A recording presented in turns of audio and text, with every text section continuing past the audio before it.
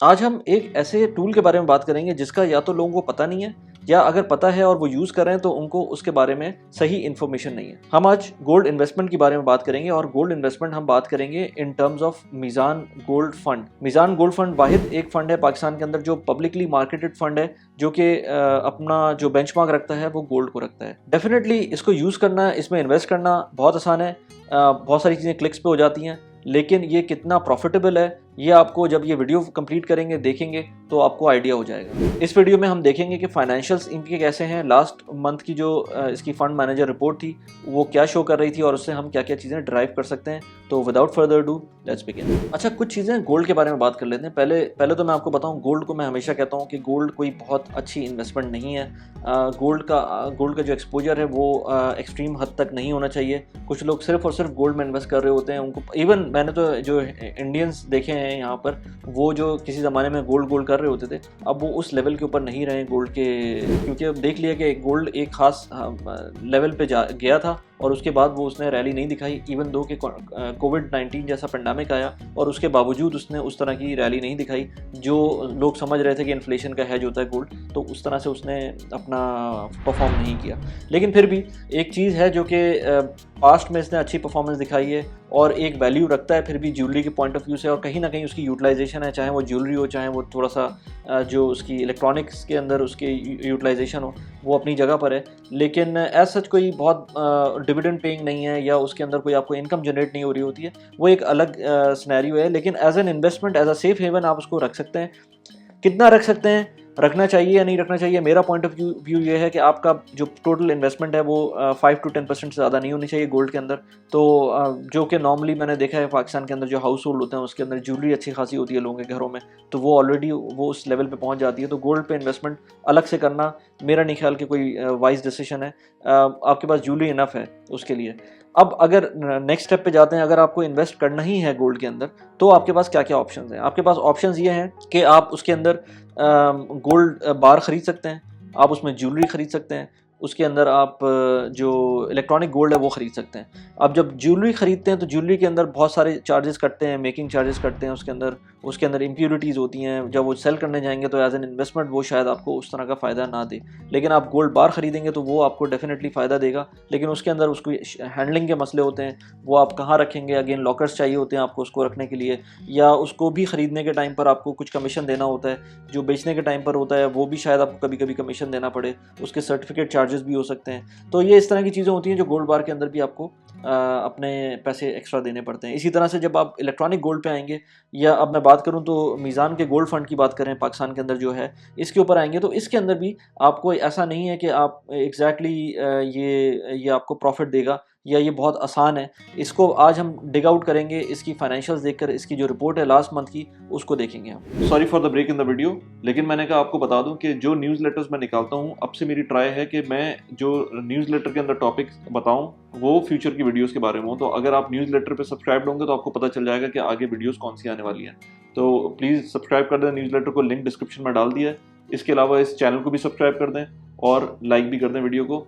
Let's get back to the video. अच्छा, अब हम इस पे जाते हैं इसकी फ़ंड मैनेजर रिपोर्ट पे। जैसे मैंने कहा ना कि हम इसकी फ़ंड मैनेजर रिपोर्ट भी देखेंगे और मल्टीपल चीज़ें और भी देखेंगे। तो let's see the fund manager report. इसके अंदर आप देखें, अच्छा ये मैंने खोली तो इसमें एक चीज़ आ गई जो मैंने इसके बारे में एक वीडियो भी बनाई थी कि किस तरह से आपको आपका फ़ायदा मिल सकता है। इसमें 40% tax return even mutual fund जो होते हैं उसके अंदर भी है, और जो गोल्ड फंड्स हैं उसके अंदर भी है, मतलब वो भी एज अ म्यूचुअल फंड ही उसको काउंट करते हैं। तो आप इसके अंदर भी 40% अपना टैक्स रिबेट मिल सकता है आपको।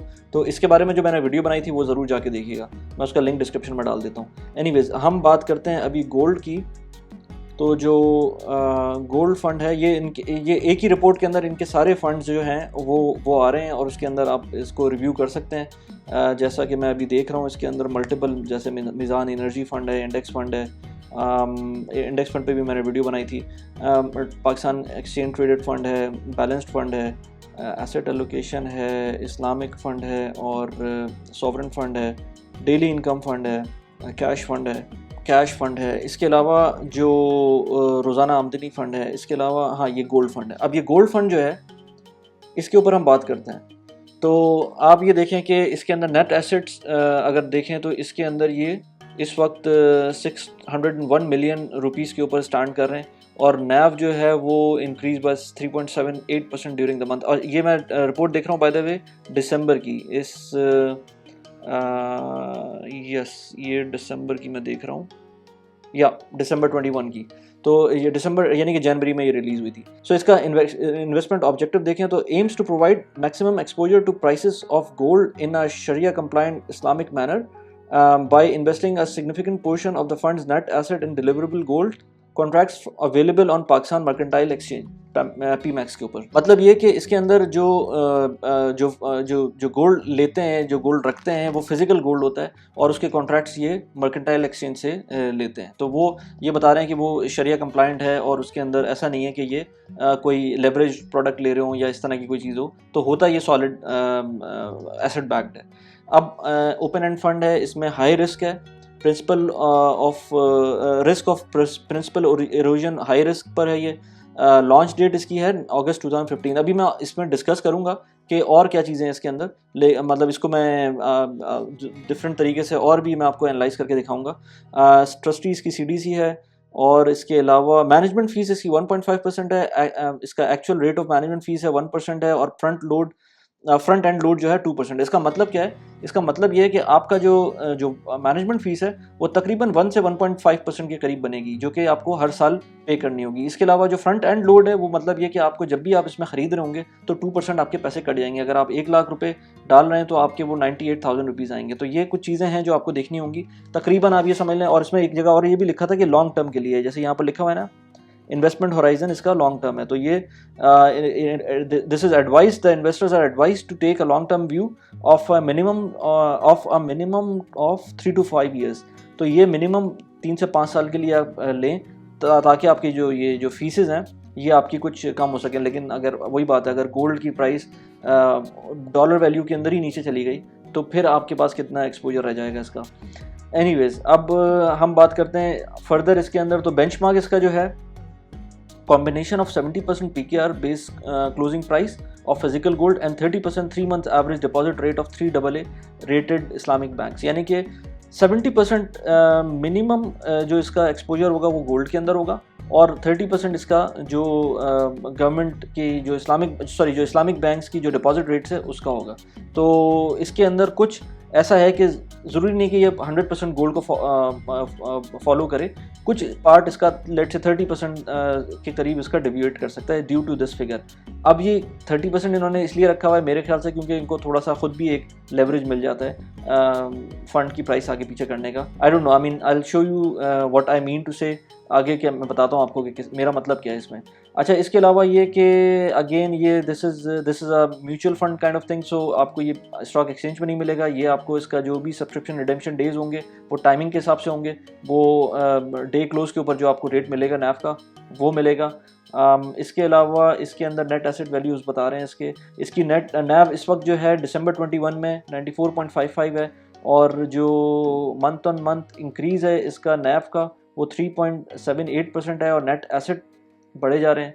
601 मिलियन रुपीज़ के एसेट्स हैं इनके इस वक्त, जो कि लोगों ने इन्वेस्ट किए हुए हैं, मुझ जैसे और आप जैसे लोगों ने इन्वेस्ट किए हुए हैं। और इसके अलावा ये कि इसके अंदर prices adjustment 1% shall be added to the NAV. अच्छा, इसके अलावा देखें तो की एडवांटेज देखें इसके, तो की एडवांटेज के अंदर fully shariah compliant means the investing of gold efficient store of value, thereby providing investors the opportunity to invest in a highly priced valuable commodity through unit certification mutual funds. Track price performance of gold, maximum exposure to gold prices, good hedge against inflation. मैं again कहता हूँ कि gold को मैं अब नहीं मानता hedge against inflation। ठीक है, एक एक्सपोजर होना चाहिए। अगर वो एक्सपोजर आपको लेना है तो आप इसके अंदर जा सकते हैं, क्योंकि इसमें एक और मसला भी है जो मैं आपको बताऊंगा, वो आपको मैं अभी बताता हूँ। इसके अंदर इन्वेस्टमेंट स्ट्रैटेजी क्या है। अच्छा, चलें इसकी इन्वेस्टमेंट स्ट्रैटेजी देख लेते हैं। Meezan gold fund in line with the investment objective will invest in authorised investment as approved by the shariah advisor. वही बात है इसके अंदर कि मिनिमम 10% और जो होगा कैश होगा, या ज़्यादा भी हो सकता है। इसी तरह इस वक्त जो इनकी एसेट एलोकेशन है वो गोल्ड की परसेंटेज 80% है, और दिसंबर में इनकी 75% थी, और कैश की एलोकेशन 18% है, और दिसंबर में 24% थी। तो ये ऊपर नीचे गोल्ड की एलोकेशन हो सकती है। इसलिए हम इसको जब गोल्ड के साथ कंपेयर करेंगे ना, इसकी बेंचमार्क, तो वो एक्यूरेट नहीं आता है। तो वो आप कह सकते हैं कि वो थोड़ा सा एक ऐसा फैक्टर है जो कि आपसे इनविजिबल होगा, क्योंकि यहाँ पर आपको नहीं पता कि जो है ना पीछे क्या हो रहा है। इसी तरह आप ये देखें कि जो इसकी स्टार्ट डेट थी वो 13 अगस्त थी। इसके अंदर मीज़ान गोल्ड फंड का जो परफॉर्मेंस स्टार्ट डेट से थी वो तकरीबन 108% के करीब उसको इसने प्रॉफिट दिया है। जो बेंचमार्क था वो 130% का इंक्रीज़ हुआ है। तो जो बेंचमार्क है उसने 131% का दिया है। और इसके अलावा ये 1 मंथ, 3 मंथ, 6 मंथ्स का भी आपके पास सामने ही आ रहा है। एनुअल रिटर्न्स की बात करें तो एनुअल रिटर्न्स के अंदर इसके अंदर नेगेटिव भी गया है, और इसके अंदर मल्टीपल टाइम्स नेगेटिव किया। जब गोल्ड प्राइस नीचे आएगी तो ये नेगेटिव जाएगा। लेकिन पॉइंट ये है कि जब अब आप ये देखें कि जो बेंचमार्क ये कह रहे हैं, ये जो बेंचमार्क कह रहे हैं, मेरे ख्याल से तो ये बेंचमार्क भी नहीं है। इस बेंचमार्क को अगर आप गोल्ड की डॉलर बेस प्राइस को जब पीकेआर में कन्वर्ट करते हैं तो वो कहीं और पहुंच जाती है। तो मैं अभी आपको एक एग्जांपल भी दूंगा इसकी, कि जो मुझे इनकी प्राइसेस के अंदर, क्योंकि कैश कंपोनेंट भी आ जाता है, तो बहुत आराम से कह सकते हैं कि ये 100% उसको फॉलो नहीं करेगा गोल्ड को। लेकिन फिर भी इतना ज़्यादा फ़र्क जो आ रहा है वो नहीं आना चाहिए। आप ये देखें, किसी भी साल को इसने बेंचमार्क को बीट नहीं किया है। 10% इसने 2016 के अंदर इसने दिया है, और 16% बेंचमार्क था। जब 2017 के अंदर बेंचमार्क ने -3% के करीब रिटर्न दिया था, तो इन्होंने -7.2 पे पहुंच गए थे ये। इसी तरह 2018 के अंदर ऑलमोस्ट 12% के ऊपर था, इसमें भी बेंचमार्क को इन्होंने बीट नहीं किया था। यहाँ पर थोड़ा सा इनका नज़र आ रहा है बेंचमार्क बीट होता हुआ 30% और बेंचमार्क 27%। अगेन मैं कहूँगा कि बेंचमार्क की असल डेफिनेशन जो है ना वो इन्होंने नहीं बताई हुई, क्योंकि गोल्ड प्राइसेस की बेंचमार्क मैंने देख लिया है, ये वो नहीं है। 2020 के अंदर भी 23% कह रहे हैं, बेंचमार्क 21% है, और ईयर 21 के अंदर ये -0.6% है, बेंचमार्क 2% है। मैं आपको क्यों बार बार बोल रहा हूँ कि ये इनका बेंचमार्क मुझे सही नहीं लग रहा। उसका क्राइटेरिया क्या है इन्होंने नहीं बताया हुआ, कि कब बेंचमार्क को ये कितना बोल रहे हैं। क्योंकि कभी इनका जो होल्डिंग होती है वो 80% होती है, कभी 70% होती है, कभी वो लेट से 90% भी हो सकती है।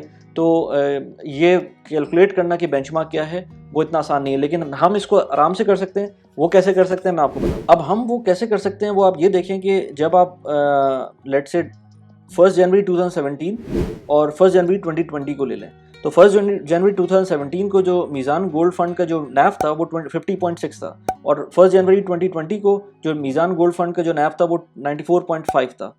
इसी तरह जो गोल्ड की वैल्यू थी वो 1210 थी, और जो 1 जनवरी 2020 को जो गोल्ड की वैल्यू थी वो तकरीबन 1810 थी। ये मैं ऑलमोस्ट सेम 100% फिगर शायद सही ना हो, कुछ पॉइंट्स में आगे पीछे हो सकता है। अब अगर उसी चीज़ को गोल्ड प्राइस रुपीज़ के अंदर कन्वर्ट कर दें, 1 जनवरी 2017 को जो गोल्ड प्राइस थी वो लेट से 1,25,500 थी। इसी तरह जो 1 जनवरी 2022 में जो प्राइस थी वो 3,23,460 थी। ये जो वैल्यूज़ हैं वो थोड़ी बहुत आगे पीछे हो सकती हैं, हो सकता है क्योंकि चार्ट से जब उठा रहे होते हैं तो कभी कभी वो थोड़ा बहुत एरर आ सकता है, लेकिन कोई मेजर फ़र्क नहीं है। लेकिन अब आप ये देखें, जो इसकी परसेंटेज डिफरेंस है वो क्या है। मीज़ान गोल्ड फंड ने 2017 से लेकर 22 तक जो प्रॉफिट दिया है वो 87% का है, और जो गोल्ड अगर देता है प्रॉफिट यूएसडी के अंदर वो 50% का है, और गोल्ड अगर पाकिस्तानी रुपी के अंदर देखें तो वो जो प्रॉफिट दिया है उसने 158% का है। अब आप इसमें डिफरेंस देख सकते हैं कि सिर्फ और सिर्फ अगर किसी ने गोल्ड लिया हुआ होता वो रुपी टर्म के अंदर उसको जो फ़ायदा होता वो 158% का होता, जबकि जो मीज़ान गोल्ड फंड है उसके अंदर अगर किसी ने इन्वेस्ट किया होता तो उसको जो फ़ायदा होता वो 87% का होता।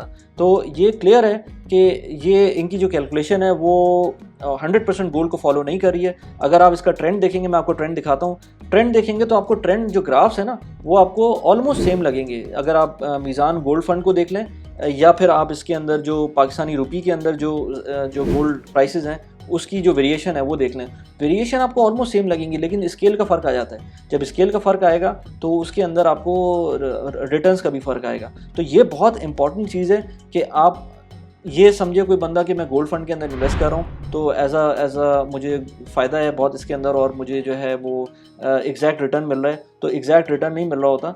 ये आपको देखना पड़ेगा, स्पेशली जो इस तरह के गोल्ड फंड होते हैं। कभी कभी इसमें फ़ायदा हो सकता है, जब बहुत ज़्यादा डिप आती है तो हो सकता है कभी फ़ायदा हो, जैसे हमने कुछ मंथ्स के अंदर इसमें देखा था, कुछ ईयर्स में हमने देखा था कि इसका जो नेगेटिव रिजल्ट था उसने कुछ हद तक उसको कंपनसेट किया था। लेकिन ज़्यादातर मैंने ये देखा है कि ये लोग बीट नहीं कर पाते इंडेक्स को, और वो जो इंडेक्स बेंचमार्क कह रहे हैं ये वो बेंचमार्क भी प्रॉपर नहीं होता। सो जो आपने ये देखा ना अभी कि इसके अंदर जो प्रॉफिट्स हैं, जो गेन्स हैं या जो लॉस है, what ever you call it, तो उसके अंदर आपको नज़र आता है कि ये बेंचमार्क जो उन्होंने बनाया है वो एग्जैक्टली एक तो गोल्ड की प्राइस है नहीं, और जो गोल्ड की प्राइस को बेंचमार्क बनाते हैं उसको बीट नहीं कर पाते हैं।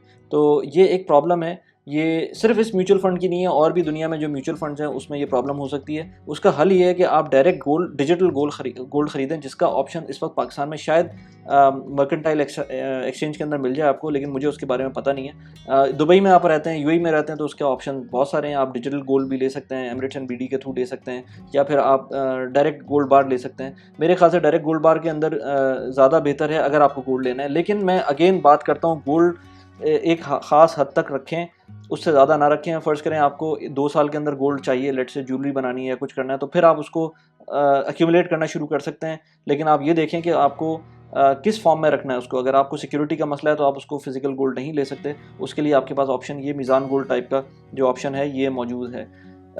इतना बुरा ऑप्शन नहीं है, इतना अच्छा रिटर्न नहीं देता एज़ कम्पेयर टू गोल्ड, लेकिन फिर भी अगर कुछ नहीं कर रहे और आपको गोल्ड करना ही करना है, तो फिर बजाय इसके कि आप किसी ऐसे ज्वेलर के पास जाएं जो कि भरोसे वाला ना हो, बेहतर ये है कि आप इनके पास चले जाएं, और थोड़ा बहुत इन्वेस्टमेंट अगर करनी है तो आप इसके अंदर कर सकते हैं रेगुलर बेसिस के ऊपर। म्यूचुअल फंड का फ़ायदा भी होता है, टैक्स बेनिफिट भी मिलता है, तो वो भी आपको इसमें मिल जाएगा। मैंने इस पर एक वीडियो बनाई थी बाय द वे कि लोग जो एक और गलत प्रैक्टिस करते हैं, उसके बारे में मैंने वीडियो बनाई थी गोल्ड के ऊपर। वो मैंने यहाँ पर लगाई हुई है, आप यहाँ पर जाके देख सकते हैं। इसके अलावा मैंने बिटकॉइन पे वीडियो बनाई थी जिसको लोग डिजिटल गोल्ड कहते हैं। मैंने उस वीडियो में मैंने बताया था कि मेरा क्या पॉइंट ऑफ व्यू है बिटकॉइन के बारे में। उसमें मैंने गोल्ड का जिक्र भी किया था, उसको आप यहाँ पर इस वीडियो में जाके देख सकते हैं। कैसी लगी वीडियो प्लीज़ मुझे बताइएगा। Thanks for watching the video, bye bye.